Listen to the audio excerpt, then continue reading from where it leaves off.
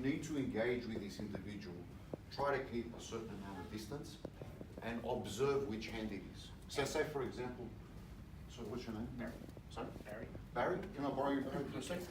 So if Barry is standing here and I see, just put your hand in your pocket, Barry, and his right hand is in his pocket, okay, you would tend to sort of issue the situation. We can always, don't try to be a hero. Okay, a lot of the times we have people in the industry, it's all right, I'm going to take care of it. It doesn't work like that. All right, you need to remember that you are the most important person in someone's life. Your family, your friends, your relatives, your spouses, your boyfriends, girlfriends, whatever. Okay, so you need to remember that you need to keep yourself well protected at all times. And sometimes we have a misconception of what self-defense is. People think that self-defense, oh, I don't want to do this and that. No, it's not that. Self-defense is keeping ourselves and the people that we're protecting or what we're required to do safe. So if we can avoid the situation or eliminate the threat of getting away unscathed or unhurt, we've successfully done our job. More clarity, okay? In saying that, we will go through some defense. I really like this. This is a torch. Okay? Does it work? Yep. As long as the torch is working, it's a torch. Okay? And it's a really good tool to have and can also be used in various different ways, which we're going to see. Okay. One of the ways that is really good to hold this torch if you're feeling sort of, especially if it's in an evening or doing patrol or night work or whatever, holding the torch in this manner, you know, is the best way. And I want to show you something just for a second, right? So if I remove this torch from my hand, you see how my hand is like I have my guard up? So I'm having some kind of protection here on my forearm and my hand to protect myself. So without indicating and being aggressive, I can, you know, hold the torch in this manner if I need so. We can also use the flashlight if we feel threatened in our opponent's eyes. Okay. In saying that, when we hold this, we never hold it right at the end, and we never hold it right at the top. Hold it somewhere roughly just below the halfway point. Because when I turn this over, I can easily use it to strike. And it's pretty soft. Okay. Now, depending on the situation, we try to avoid the head. You need to remember that we're working within the confinements of the legal system and the law. And if you do something, and everyone nowadays, there's CCTV cameras everywhere, people are on the smartphones recording, this is all this, and then it's up on YouTube by the time you go home. And it does go to a court of law, you need to justify your actions. So, if you are using more than the required force necessary, this is an issue. It's an issue, yeah. And at the end of the day, you've got to remember you're working. It's your job. Okay, so there's hefty fines and other penalties to consider. So remember, it's always going from the body down is always best, if you need to engage. Okay, attacking collarbones, ribs, sternum, okay, knees, fantastic. In these types of situations. So this is an excellent tool. Is the most important time to bring a lot more awareness. Okay, when people take more note of the rules, so they're allowed to basically use whatever they want and belt the crap out of the prisoners. It's a different sort of scenario. In our scenario, it's a little bit, you know, touch and go. So. When we're doing knife defense, okay, knife defense works like this. We always go from statistics.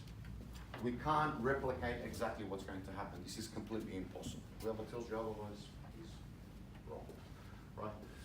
So from statistics that we gather, 87.9% of attacks happen via the right hand. That's not to say that the left hand doesn't happen, but when we look at statistics, it's the right hand. Hence, we move forward. And we see that most stab attacks happen to the body, between the neck and the lower abdomen. Knife attacks do happen to the leg. Very rarely to the head. They do happen, but most of the time, over 90% happen here. Okay. So when we're dealing with a knife, the key areas to protect, going from statistics, the majority of the time, would be these areas here. So, if we're in a situation, we need to protect our major organs and body. Okay, so then we're going to get a little bit down nitty-gritty. Okay, if you're in this situation, we always try to find a barrier. If we can't find a barrier and I need to attack or I need to protect myself, you have to do what you have to do. That's the bottom line. Okay, so what we want to try and do is neutralize the weapon, because once this is neutralized, then we can eliminate the threat. And we're dealing with him. He doesn't have his power. Psychologically, he's going to step down, we're going to step up. So the game changes. This happens even in professional martial arts, in professional fighting. It's the same thing. Without weapons, obviously. Okay? But it's a psychological combat phase that is very important. Okay, so if we're being thrust, don't be afraid to attack his arm. Okay? If you attack, the wrist is quite weak. Okay? If I attack his body, that doesn't mean he still can't thrust at me. So if I'm aiming to neutralize the weapon at this point, it is much better for me. Okay? And this way we buy a lot more time and we are much more hesitant. He becomes much more hesitant. So we're like this. Okay? That's better. Yeah. All right. So we're here. If I turn this way, I make it worse. If I try to hit her or something, it's really not going to do much to her. She's probably going to get a lot more angry and track me a lot harder. So in this situation, the first thing we need to do is, it's the same as a knife. We need to, that's fine. We need to eliminate the threat. Okay, so if she's choking me, the first thing I'm going to bring my hands and clamp down on her forearm and just give myself just that little bit of breathing space. So now when she tries to choke me, it makes it a little bit difficult. Okay, I've given myself a bit more time. I've bought myself time. All right, time is our friend. Now, when we're in this situation, we always turn in to our opponent. So if I'm here, I'm going to turn this way. So now when she tries to squeeze, it makes it very hard. It's a bit hard to do when I'm sitting down. So we'll do it standing up. Yeah, all right, but I'm going to call you back and you're going to do it, all right? All right. Would someone else like to come with? What's your name? Rob. Rob? Rob. And then, thanks. Good. Rob, can I just get you back to the next show? Yeah. So Rob's got you talk a little bit. So Rob's got here. So when Rob is here, and Rob's got a good hold. Rob's got a good hold. When we pull down a little bit like this and Rob tries to choke me now, choke Rob. See how it's given me time to breathe? He's putting a lot of effort. So now, instead of turning away, I'm going to start to turn into Rob. And I turn in, and I come out. Okay? If I turn away from Rob, he's going to rip my head off. So if I try to go this way, and I try to hit him like this, he's just going to get angry. He's going to rip my head off. It's that simple. If I try to stomp his, this is not going to work. So please don't do that. Okay? Clamp down a little bit just to give ourselves a little bit of breathing space. Okay? So this is going to buy me time. And I'm going to turn my head into him. So even if Rob is squeezing, it's really hard for him to choke me. You see? See how I'm buying time? I come out from here and we get out. Okay. Let's go again. Rob will go really slow. So he's doing it like a, do what you just did before. This, okay, that's wasting too much soap and talk. He's going to choke me out if he doesn't. But I'll be talking here, I'm going to pass out. Right. So the way that Rob's doing it now is like a professional fighter. This is how professional fighters do it. So this is a little bit different, right?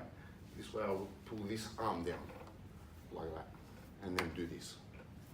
You go here. So just do a gable grip. Do a gable grip. Okay. So this is more common. Okay, unless he's a professional, he would do what Rob did, grab his bicep. But you got to know what you're doing when you do that. All right. So from here, I'll pull down and turn into him. Now I see the. Just turn it a little bit. See how we've got this breathing space? Yeah. So we're gonna turn like this. So now when Rob he squeezes really hard, it's very hard for him to choke me. So I'm surviving here, right? So now I'm gonna and come out. Now from there, you got to use your own discretion. Okay. So if I was to strike back or push him away a little bit, okay, we're not really going to get into it. All right. So now your turn. All right. Very good. So from here, we're checking like this. Both hands on the forearm. Yeah. Pull down. So now she's we're using a lot of effort, right? Yeah. So you're going to turn into me and step with your left leg behind. Like that? Yeah, put your head into me. That's it. Keep going, keep going, keep going. Good. Well done. Yeah. Well done. So when this is a full Nelson, guys. See while Rob's got me in here, he's got me enough. This is a full Nelson. So both his hands, just go through it again, Rob, just really slowly. So he's bringing his hands under my armpit. He's cupping his hands behind my neck, and like what happens is you feel stuck. So this is a full Nelson. Okay? Those of you that don't know, I know you know, but maybe other people didn't know what a full Nelson is. Okay, so this is a little bit of a tricky situation. So from here, I'm going to be a little bit. You need to attack a weak point, right? So from here, usually you try to peel off one of his fingers. Like this, and I slowly start to, I'm not going to put much pressure, but you peel off. You start to, talking about position, you don't want to have your hands here, or behind here. I'm just a cylinder. So I want to be in this position. Now, take a swing. Yeah. So he's coming through, keep going. Even if I try to block him, you see how he's still coming. Just, there you go. Oh, he's still hitting me, right? So the important in avoiding a punch is head movement. I'm either going to move my head a little bit forward or a little bit back. Okay? So as he's coming, just coming really slow. As he's coming with a punch, even if I move my head forward, look what happens. You see how his bicep slices across the top of my head? It's not really enough. He's not going to connect. He's going to skim the top of my head, but he's not really going to do much. So, because he's aiming here. So even if I can't block this, you see how his bicep slices across my head. I'm moving forward because of my training. I'm used to engaging. But even if I'm here and I move back a little bit, I'm out of range. So moving the head is always the most important thing when you're doing any kind of a punch. So when he punches, and I come in closer, even if he was really strong, he follows through. You see? He's here. So, thanks, Wally. Right. So, I'm going to give you a very quick example, right? Which hand is easier to hit? My right hand or my left? Which one is easier to hit? My right hand or my left? This one is easier to hit, right? Why? Because this one is moving. It's not a stationary target. So when your head moves, it doesn't become a stationary target. So then it's harder to hit. So you need to move. Okay? Don't be stationary. You need to move. You need to move. This is what we call head movement.